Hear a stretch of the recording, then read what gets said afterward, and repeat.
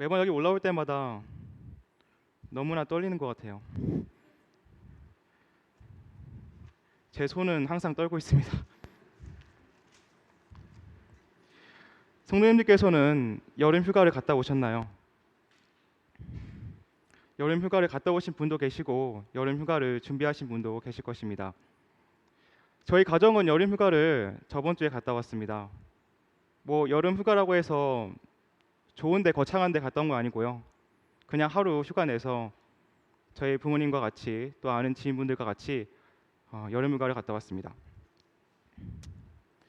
저희가 휴가를 가는 이유는 어찌 보면 육아로 인해서 또 직장 생활 가운데서 또 힘든 그 정신적인 피로와 육체적인 피로를 해소하기 위해서 휴가를 떠나는 것 같습니다. 저희가 휴가를 준비할 때 마음이 항상 들떠 있는 제 자신을 발견합니다. 무엇을 먹고 무엇을 보고 어떻게 시간을 보낼까 참 마음이 설레고 기쁜 마음으로 휴가를 준비합니다. 하지만 휴가에 시작이 있으면 끝도 있기 마련인 것 같습니다. 휴가가 시작도 안 했는데 벌써부터 끝날 걱정을 하고 있습니다. 휴가를 갔다 왔는데 어째 몸은 더 피곤한 것 같습니다. 마음은 지쳐 있고 저희 안에 있던 걱정과 염려와 불안함과 그 모든 염려들이 그대로 남아 있는 것을 발견할 때가 있습니다. 쉼없이 달려온 저희에게 주어진 휴가, 그 휴가를 갔다 와도 저희 안에 내적 평안이 없는 것을 경험할 때가 저는 간혹 있습니다. 오늘 형제 자매님들과 같이 나누고 싶은 본문 말씀은 마태복음 11장 28절부터 30절 말씀입니다. 마태복음 11장 28절부터 30절 말씀입니다. 같이 읽도록 하겠습니다.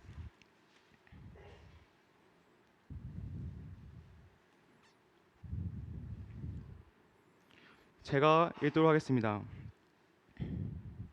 수고하고 무거운 짐진 자들아 다 내게로 오라. 내가 너희를 쉬게 하리라. 나는 마음이 온유하고 겸손하니 나의 멍에를 메고 내게 배우라. 그리하면 너희 마음이 쉼을 얻으리니 이는 내 멍에는 쉽고 내 짐은 가벼움이라. 28절에서 예수님께서 저희를 향해 오라라고 말씀하고 계십니다. 많은 종교를 보면 행위를 무척이나 강조합니다. 불교든 힌두교든 무슬림이든 여타 다른 종교든 행위를 무척이나 강조합니다. 너가 열심히 나를 섬겨라 그리하면 열반에 이를 것이다. 열심히 알라를 섬기라 그리하면 사후세계에서 평안하게 살 것이다. 열심히 나한테 절을 하고 기도를 해라 그리하면 복을 받으면서 만사 형통한 삶을 살 것이다. 이에 반해 예수님께서는 저희에게 오라라고 말씀하고 계십니다. 수고하고 짐진 저희에게 오라라고 말씀하고 계십니다. 그 모든 짐을 문제를 해결하고 내게 오는 것이 아니고 저희에게 그 짐을 가지고 오라라고 말씀하고 계십니다.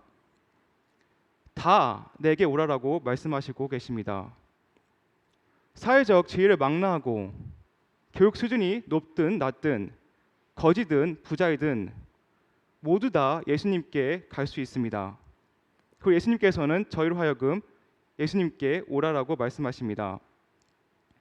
수고하고 무거운 짐진 자들아 다 내게로 오라. 내가 너희를 쉬게 하리라. 성도님들께서는 존 버녀가 쓴 철로 역정이라는 책을 읽어본 적이 있을 것입니다. 여기 나온 주인공은 아주 커다란 짐을 지고 있습니다. 이 짐의 무게가 너무나도 중압에 못 이겨서 허리가 굽어 있고요. 한 발짝 한 발짝을 내리는 것 또한 무척이나 힘겨워 보입니다. 이와 같은 큰 짐은 바로 죄의 짐에 묘사되어 있습니다. 예수님께 오는 딱 한 가지 조건이라 함은 자신이 수고하고 짐진 자임을 깨닫고 그분한테 나오는 것입니다. 그리고 그분의 초청에 응답한 저희에게는 예수님이 주시는 참심이 주어질 것입니다. 바리새인들은 전통을 무척이나 강요했습니다. 장로의 전통을 지키고 율법 준수를 통해서만 하나님께 올 수 있다고 말했습니다. 그러나 정작 자신들이 눈멀고 지친 자이고 수고한 자임을 깨닫지 못한 채 다른 사람들 하여금 율법의 굴레에 매여서 살게끔 만들었습니다. 눈먼 자로서 무지한 자들을 인도했습니다. 예수님 믿는 저희라면 그 무거운 짐의 무게를 해결하고 그분 앞에 나온 자들일 것입니다. 그분 앞에 나와서 그 무게를 내려놓고 예수님과 같이 예수님의 피의 공로를 말미암아서 하나님과 다시금 화평케 되는 놀라운 특권을 얻은 자일 것입니다. 더 이상 저희 행위로 말미암아서 하나님께 나아갈 필요가 전혀 없습니다. 저희의 공로를 말미암아서 하나님 앞에 나아갈 필요가 없습니다.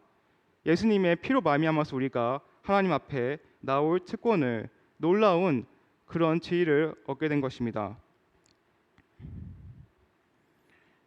하지만 저희가 구원받고도 그 구원받고 난 후의 삶이 끝이 아니라는 것을 성도님께서 너무나도 잘 아실 것입니다. 구원을 받고 저에게는 성화의 삶이 있습니다. 예수님을 만나서 영화되는 그 날까지 저희는 죄가 가득한 이 세상을 살아갑니다. 그리고 저희는 너무나도 다양한 모양의 짐을 지고 살아가고 있는 것을 저희가 발견합니다. 저희 안에 평안이 없이 살아가고 있는 저희의 모습을 발견할 때가 있습니다. 비록 하나님 안에서 그리스도의 피로 말미암아서 화평케 되는 그 놀라운 특권을 얻었지만 저희 안에는 평강, 평화, 평안이 없는 것을 저희가 간혹 발견하곤 합니다. 저의 삶 가운데서 반복되는 죄로 인해서, 심적인 우울감으로 인해서, 관계로 오는 문제로 인해서, 자녀로 오는 문제로 인해서, 부부 사이 문제로 인해서 저희는 너무나도 다양한 모양의 짐들을 지고 하루하루를 살아가고 있는 저희를 발견합니다.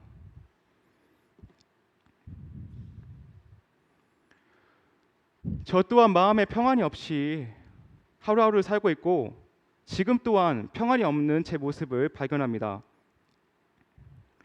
제가 미국에서 있는 4년이라는 시간은 저에게 있어서 너무나도 힘든 시간이었습니다.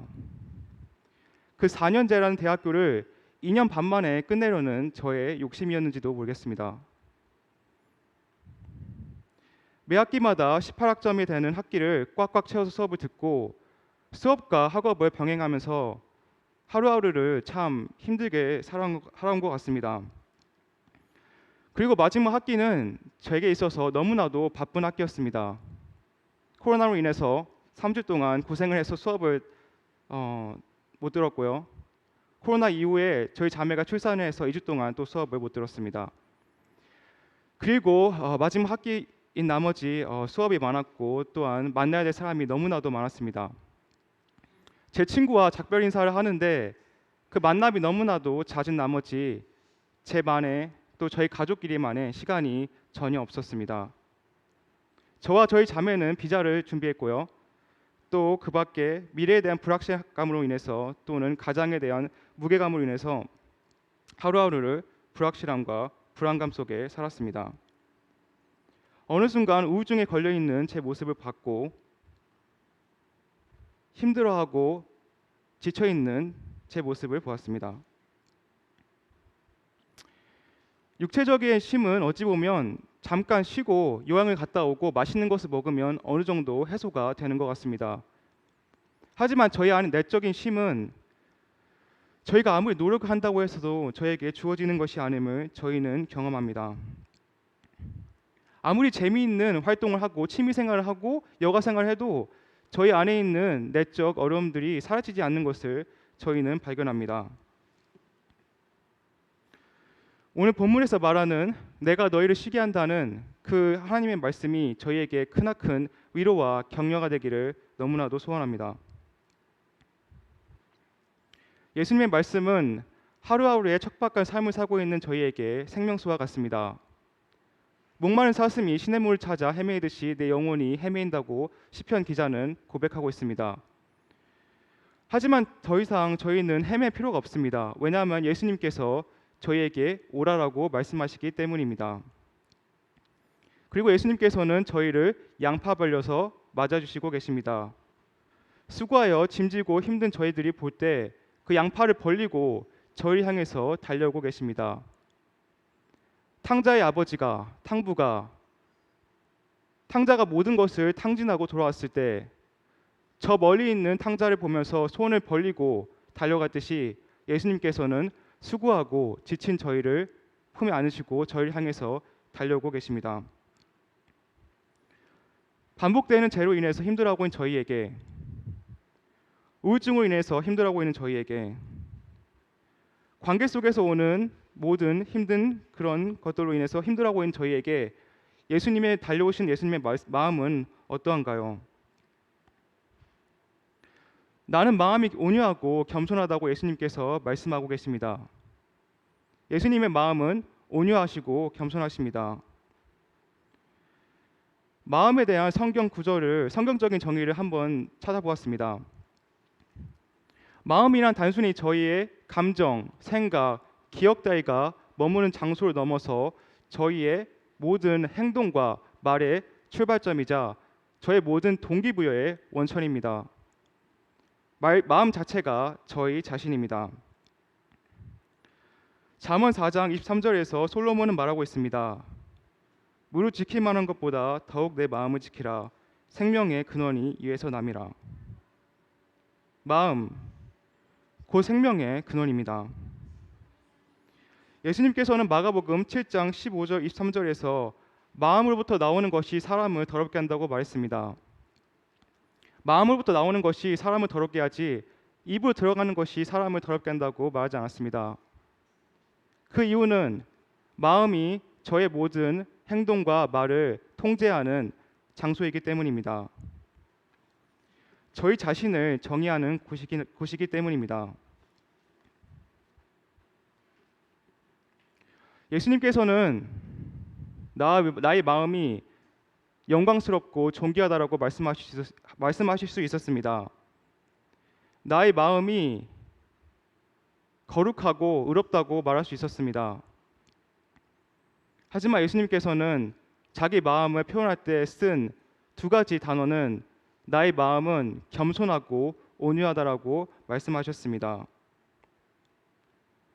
예수님의 마음은 온유하십니다. 온유한 사람들의 특징이 어떤가요?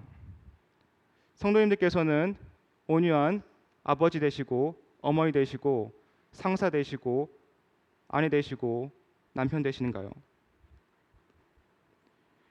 저는 군복무를 하면서 2명의 중대장을 같이 임무 수행을 했습니다. 통신병으로서 2명의 중대장을 같이 섬기고 또 그 일을 맡아서 했는데요. 두 번째 오신 중대장님이 성격이 아주 불같기로 너무나도 유명했습니다. 뭐 잘못만 하면 윽박을 지르고 소리 지르고 또 성격이 아주 불같기로 유명하다고 소문이 자자했습니다. 어느 한날은 제가 잘못을 했습니다. 그래가지고 중대장님이 저한테 가차없이 윽박을 질렀습니다. 마음은 상했고 너무나도 힘들었습니다. 다음번에 제가 똑같은 잘못을 했을 때 선뜻 중대장님한테 가서 제 잘못을 고하는 게 너무나도 힘듦을 저는 발견했습니다. 온유함의 반대는 성격이 불같고 자기 얘기만 하고 남의 얘기는 안 듣고 작은 일에도 화내는 사람일 것입니다. 이에 반해 예수님은 어떠한 분이신가요? 예수님은 이해심이 가장 많으신 분이십니다. 저희가 반복되는 죄로 인해서 힘들어할 때 그 중압감에 못 이겨서 발 한 발짝 한 발짝 떼는 것조차 힘겨워할 때 길거리 모퉁이에서 서성이면서 그분께 다가가지 못할 때 내적인 고통으로 인해서 관계로 오는 어려움을 인해서 힘들어할 때 저희를 향해서 양팔을 벌리고 달려오시는 분이십니다.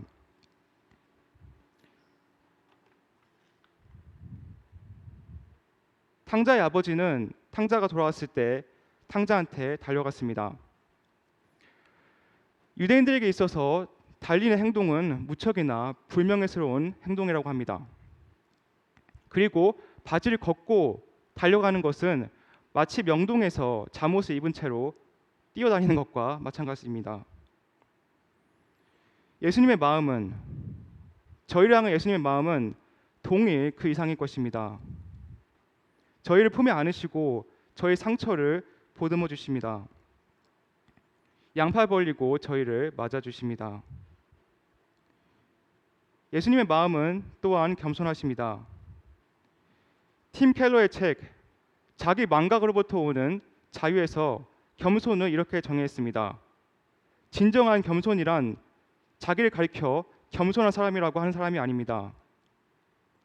자기 연민에 빠진 사람도 아닙니다. 진정한 겸손한 사람은 자기 자신을 잊은 채 상대방의 말에 집중을 하고 그 사람을 조금이나마 더 알기 위해서 말이 경청하는 사람입니다.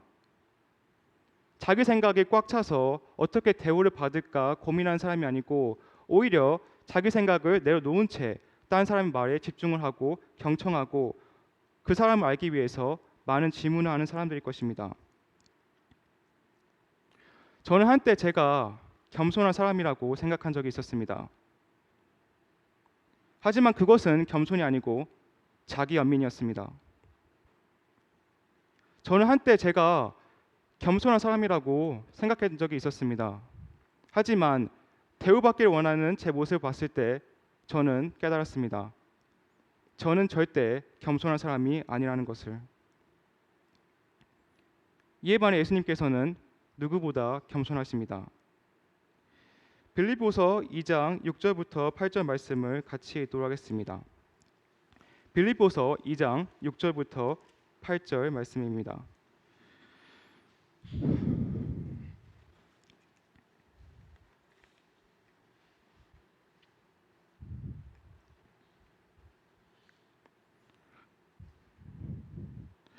제가 읽도록 하겠습니다. 6절입니다.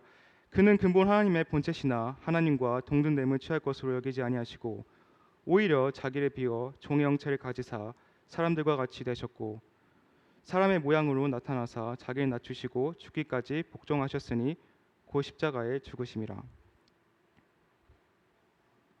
예수님께서는 자기 뜻을 내려놓으시고 온전히 하나님 뜻을 이루기 위해서 공생애 동안 사셨습니다.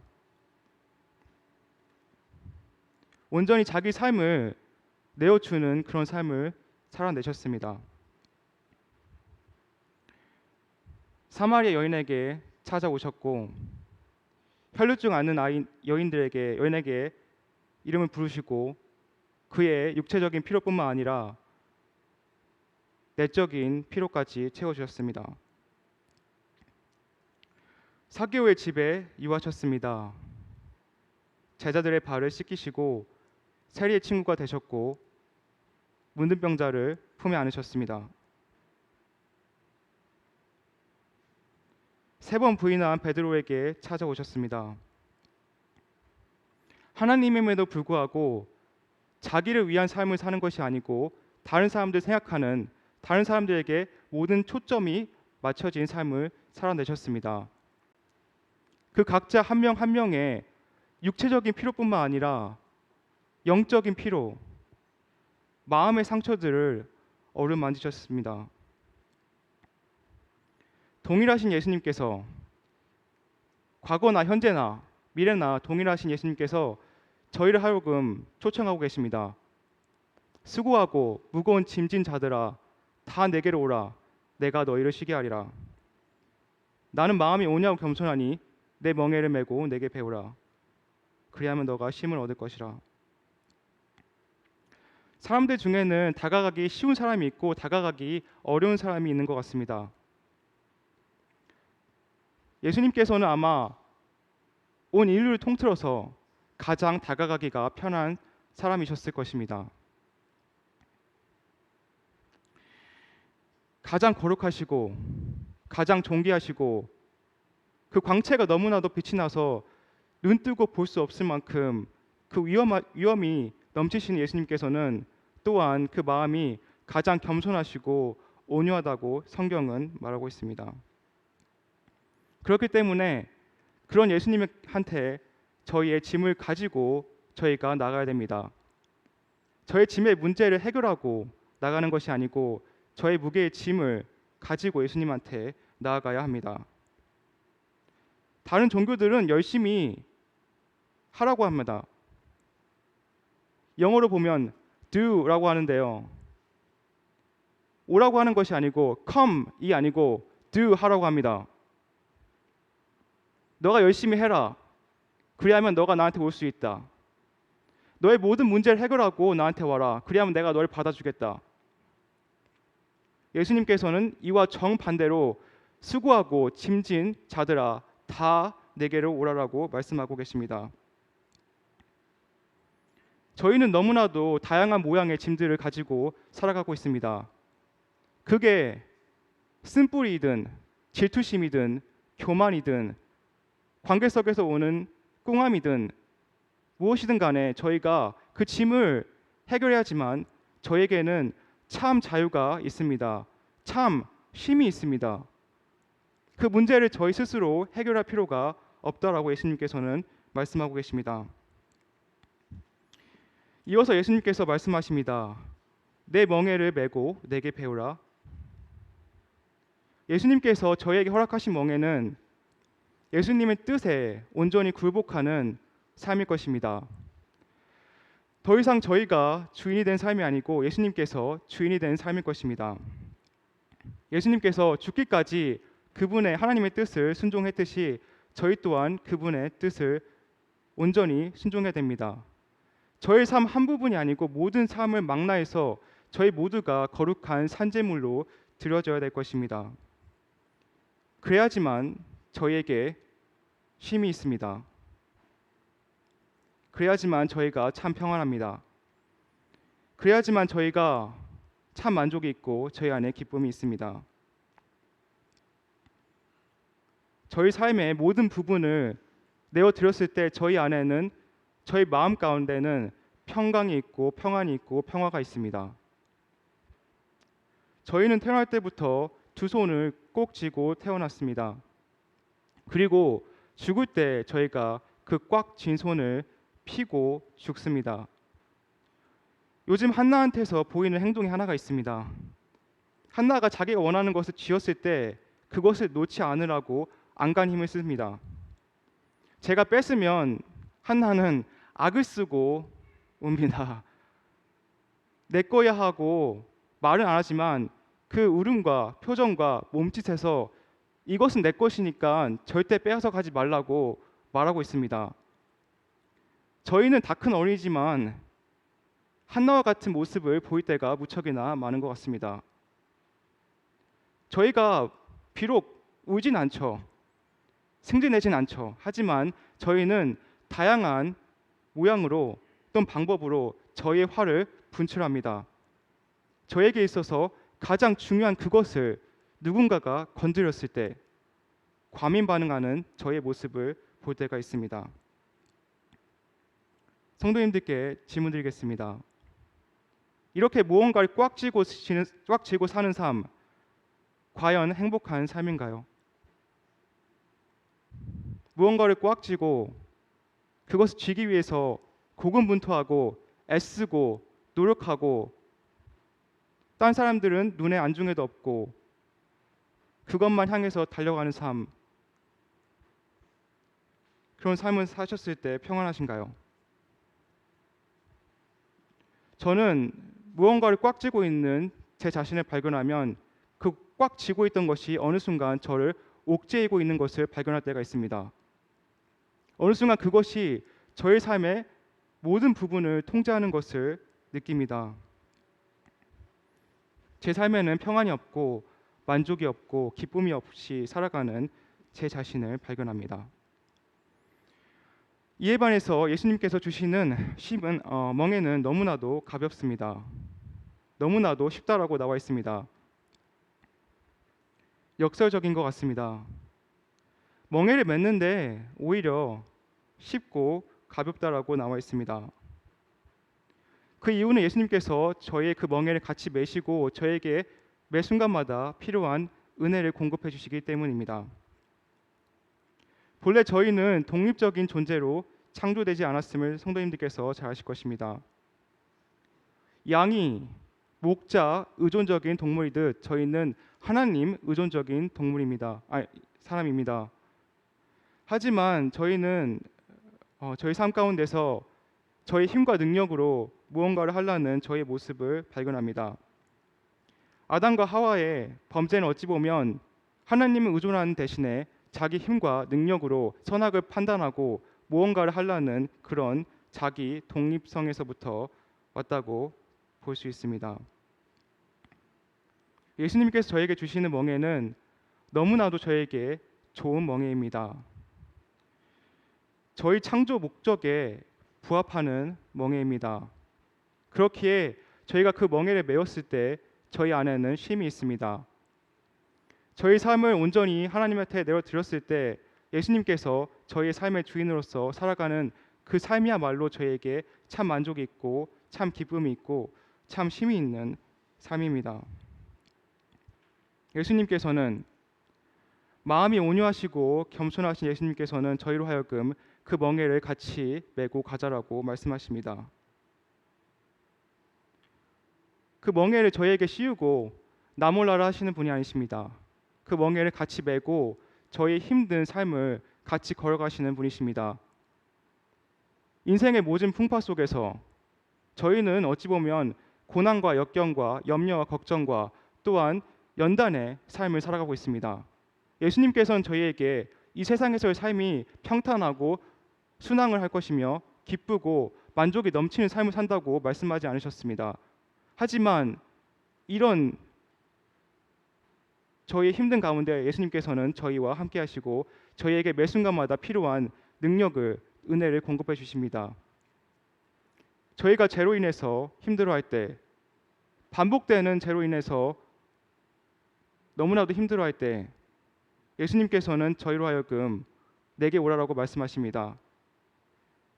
우울증으로 인해서 힘들어하시는 분들께, 또한 관계로 인해서 고민하고 애쓰는 분들께, 미래에 대한 불확실함으로 인해서 힘들어하는 분들께, 또는 자녀 문제, 가족 문제, 결혼 문제 가운데 힘들어하시는 분들께 예수님께서 내게 오라라고 말씀하십니다.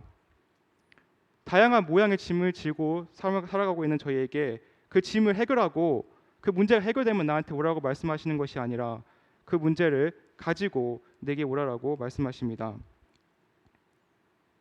예수님께서는 단순히 저희를 노예같이 부린다고 말씀하신 것이 아닙니다. 바리새인들은 율법의 굴레를 백성들에게 지었습니다. 고대 왕들은 노예를 자기 종처럼 부리고 소유물처럼 부렸습니다. 양반은 하인들을 자기 소유물로서 취급하고 사고팔고 했습니다.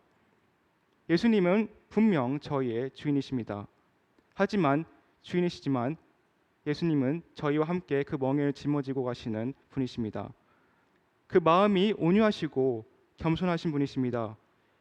온 인류를 통틀어서 이해심이 가장 많으시고 또 사랑과 인애가 넘치시고 또 저희가 왔을 때 양파 벌려 맞아주시는 분이십니다.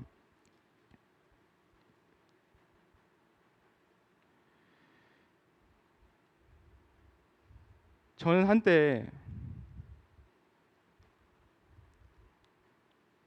제 힘과 노력으로 그 짐을 해결하고 예수님한테 가려고 하는 제 모습을 볼 때가 간혹 있습니다. 결혼 생활의 문제에서 내가 노력해서 문제를 해결하고 좀 더 나은 사람으로 되어야겠다라고 제 스스로 타박하고 살아갈 때가 있습니다. 저희는 예수님을 의존하고 예수님한테 그 모든 죄의 짐들, 모든 다양한 짐들을 가지고 예수님 앞에 나와야 될 것입니다.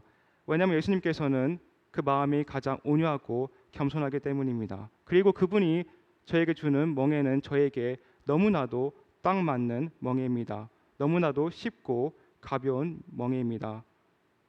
그렇게 하지만 저에게 참 행복이 있고 참 만족이 있습니다. 오늘 성도님들께서 예수님의 마음을 알고 그분한테 멍에를 가지고 짐을 가지고 또 오셔가지고 참 쉼을 누리고 평안을 누리는 성도님 되시기를 간절히 소원합니다. 이상 말씀을 마치겠습니다. 감사합니다.